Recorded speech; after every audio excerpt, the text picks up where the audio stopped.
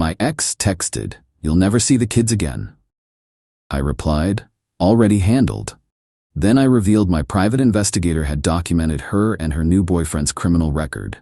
Her lawyer called within hours, begging to work something out. I, 38 male, got the text that every separated parent has nightmares about. The one that makes your blood run cold and your vision go narrow. It was from my ex, Jennifer, and it consisted of 7 words that were meant to break me. "You'll never see the kids again." We'd been separated for 6 months. It was, I thought, mostly amicable. The cliché of growing apart was, for once, true. We were 2 people who had built a life and then realized we were living in separate wings of it. The plan was simple. Sell the house we'd shared for a decade, split the equity, and move on to a 50-50 custody arrangement for our kids. Elizabeth, 8, and David, 6. The first crack in the facade appeared 3 months ago. A neighbor, a kind older woman, mentioned seeing a man's truck parked in our driveway overnight whenever I was away for work. She thought I should know. I thanked her, my face a polite mask, while inside a switch flipped. It wasn't anger, not at first. It was a cold, quiet clarity, the kind you get when you realize you've been reading a book upside down. I didn't confront her. What was the point? It wouldn't be a conversation, it would be a performance. Tears from her, feigned indignation, accusations of me being controlling. I knew the script, I just wasn't interested in playing my part. Instead, I made a phone call. Not to a friend, not to my parents. I called a private investigator, a discreet firm that specialized in family law matters. I explained the situation calmly. I wanted to know who this man was. I needed to know if he was around my children. I wanted everything documented, dates, times, photographs, especially photographs. His name was Robert. The PI's preliminary report came back within a week, and that's when the second crack appeared, this one a TASM. Robert wasn't just some new boyfriend. Robert had a record. 2 DUIs, a charge for petty theft from his early 20s, and an assault charge that was pleaded down to disorderly conduct. He was, on paper, a mess. And he had been sleeping in my house, eating at my dinner table, and, the report confirmed with a soul-crushing photograph, playing catch with my son in the backyard. Still, I waited. I let her think she was in control. We had our real estate agent list the house, we discussed staging, we talked about the kids' upcoming school year. All the while, the PI's file on my desk grew thicker. The trigger was the offer on the house. A good one, over asking. It meant things were about to get real. I sent her a polite email suggesting we meet with our lawyers to finalize the 50-50 split we'd discussed. She called me an hour later, her voice tight. "What's this about lawyers?" she asked. "It's just the next step, Jennifer," I said calmly. "They'll need to draft the formal agreements for the house sale and the custody arrangement. And they'll want a list of assets, won't they? You're gonna sit there and nickel and dime me over furniture?" The panic in her voice was unmistakable. She had already moved a number of big-ticket items to her new place. "It's just procedure," I said, my voice maddeningly even. "They just need to account for everything to ensure the split is fair." Her response was a choked sound, and then she hung up. I knew I had cornered her, not by accusing, but by simply following the rules. 2 hours later, my phone buzzed with the text. The one designed to be her ultimate trump card. "You'll never see the kids again." My thumbs hovered over the screen. All the pain of the last few months, the quiet betrayal, the violation of my home, it didn't erupt, it coalesced, it became fuel. I texted back, "Already handled." Then, I opened my email. I attached the PI's preliminary report, just the summary page with Robert's full name, date of birth, and the list of his criminal charges. I sent it to her, with a CC to her lawyer, whose contact information I had from the house sale paperwork. The subject line was simple: custody of Elizabeth and David. The body of the email was even simpler. "I believe this information will be pertinent to any custody discussions moving forward. I will be seeking temporary sole custody until this can be resolved. My lawyer will be in touch." I didn't have to wait for my lawyer. Her lawyer called me directly within 3 hours. He sounded flustered. "Michael," he said, his voice strained, "I think we've gotten off on the wrong foot here. My client is very emotional. I'm sure we can work something out." I let the silence hang for a moment before I replied, "I'm sure we can." Update. After that initial, flustered call from Jennifer's lawyer, I informed him that all future communication must go through my attorney. He'd tried one last direct appeal, but I held firm. The frantic energy was their problem, not mine. Jennifer, however, doesn't respect boundaries. The text started an hour later. A barrage of them. How could you do this to me? You're trying to ruin my life. Robert is a good person. Those things were years ago. You're a monster. The kids are asking for me. They need me. I read them, each one a small confirmation that I had done the right thing. This wasn't the behavior of a rational co-parent. It was the frantic thrashing of someone whose narrative had been punctured. I didn't reply. I just forwarded screenshots to my lawyer. Then came the voicemails. Robert's was first. It was a masterpiece of veiled intimidation, the kind of talk that's hard to prosecute but easy to understand. Listen. His voice began, slick and low.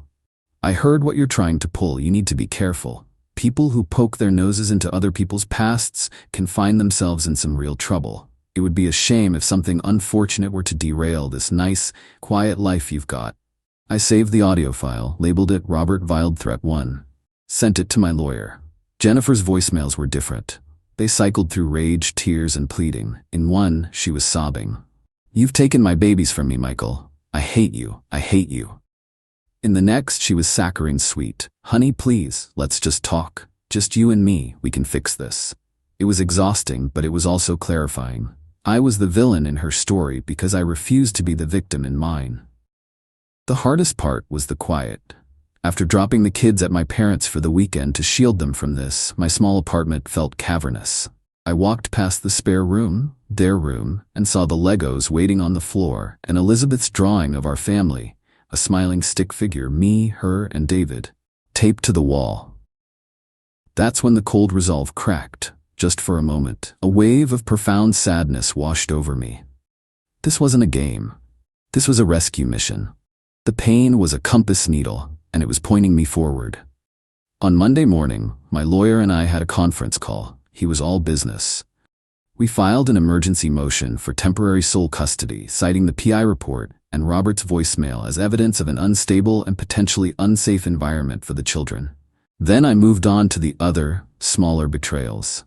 I opened a spreadsheet and found the receipts in my email archives for the sound system, the 65-inch television, the espresso machine. Total value, $4,350. I sent the list to my lawyer. He added a petition for accounting and recovery of marital assets to our family court filing. It was a formal, legal demand for the return of the items or full compensation from her share of the house proceeds. No muss, no fuss, just paperwork. I changed the passwords to my Spotify, Netflix, and Amazon Prime accounts. A small, digital eviction. The final piece for the week was the house. I emailed our real estate agent. Just to keep you informed, Jennifer's partner, Robert, has been residing at the property. I've also noticed some damage, deep scuffs on the new hardwood and a grease stain on the living room rug that wasn't there before. I trust this will be properly documented for the closing. It was all quiet, all methodical. Every action was a simple, logical consequence of their own choices. They had pushed. I was just letting the system push back. Update.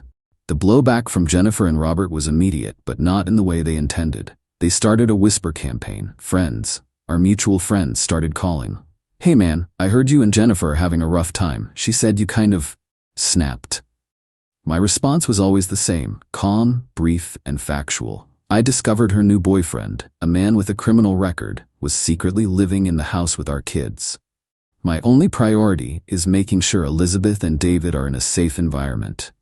My lawyer is handling the rest. I didn't need to embellish. The phrase criminal record did all the heavy lifting. The tone of the calls shifted immediately from sympathetic to Jennifer to concerned for me. The official notices started landing. My lawyer informed me that Jennifer had been served. She was legally required to have no contact with me and could only see the children during supervised visits at a court-approved center. The family court petition, including the list of missing assets, arrived at her new address. Then, my real estate agent sent me an email, CCing my lawyer. It read in part, "Following up on your concerns, we conducted a walkthrough. We have formally notified Jennifer that having an unauthorized occupant is a breach of our signed listing agreement. We also informed her that the documented damages will have to be remedied, or they will jeopardize any potential purchase agreement. Her response was uncooperative and verbally hostile, and as a result, our brokerage will now only communicate with her via email. Their emotional, chaotic outbursts were just creating a longer paper trail. Their lack of self-awareness was my greatest asset. The inevitable confrontation happened on a Friday afternoon. My car was in the shop, so I was walking home. A car screeched to a halt beside me. It was Jennifer's. Robert was in the passenger seat, staring at me with a pathetic, tough guy glare. Jennifer got out, her face blotchy and furious. "What is your problem?" she hissed, keeping her voice low. "You're enjoying this, aren't you? Humiliating me?" "I'm not doing anything, Jennifer," I said, not breaking my stride. "These are the consequences of your choices." "My choices? What about Robert's choices from 10 years ago? You're using that to steal my children." "His choices left a threatening voicemail on my phone 2 weeks ago, Jennifer. That's not ancient history." She actually scoffed. "Oh, please, he was just angry. You're being so dramatic. Now I have a court filing about a stupid TV? A TV we watched together? A TV I paid for." I corrected her gently. "And for which my lawyer has requested an accounting. Return the items and I'll have him strike that petition. Simple." "I can't believe you," she said, her voice rising. "After everything we had, you're doing this while you poison my children against me." Robert leaned out the window then. "Yeah, back off, man. You're crossing a line." I just looked at him. Really looked at him. He was wearing a faded band t-shirt and had a weak chin. This was the man she had risked everything for. This was the man who left his muddy Adidas sneakers on my rug. "The only line that's been crossed," I said, looking back at Jennifer, "was when you decided a man like him was more important than the safety of our kids. Everything happening now is just the paperwork catching up." I turned and continued walking home. I didn't look back. That night, I got an email from my PI with the final comprehensive report. It turned out Robert's past wasn't just in the past. He'd been evicted from his last 2 apartments for non-payment of rent and currently had no verifiable employment. He wasn't just a risk, he was a parasite. And I had the documentation to prove it. Final update. The end wasn't a dramatic courtroom showdown. There was no gavel slam, no tearful confession from Jennifer on the witness stand. It ended the way these things usually do, with a settlement agreement negotiated by overworked lawyers in a sterile conference room. My leverage was absolute. The PI's complete file, Robert's criminal history, his rental and employment history, his veiled threat, Jennifer's frantic texts, the formal complaint from the real estate brokerage, painted a picture that no family court judge would ignore. Her lawyer knew it. She knew it. The final agreement was ironclad. I was granted primary physical and legal custody of Elizabeth and David. Jennifer was given visitation every other weekend, with the explicit stipulation that the visits must be supervised for the first year. A morality clause was included, stating that Robert was not to be present during any of her time with the children, supervised or not. The house sold. From her half of the proceeds, a check for $4,350 was cut directly to me to satisfy the petition for the assets. Another $2,850 was deducted and paid to a contractor to repair the floors and replace the ruined rug. She fought it, of course, but in the end, she had no choice. It was either agree or let a judge decide. And we all knew how that would go. The fallout for them was, from what I've heard, quiet and total. Their relationship, built on a foundation of deceit and poor impulse control, crumbled under the weight of legal fees, financial strain, and social isolation. Our mutual friends had all sided with me.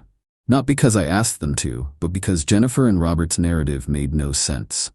They sounded unhinged while I just sounded like a worried father. A friend told me a few months ago that Robert was gone. He'd packed his truck in the middle of the night and left. Jennifer, apparently, had told people he couldn't handle the stress I had put them under. She and I don't speak. We communicate through a co-parenting app for scheduling her visits. Her messages are clipped, bitter. She has never once admitted fault.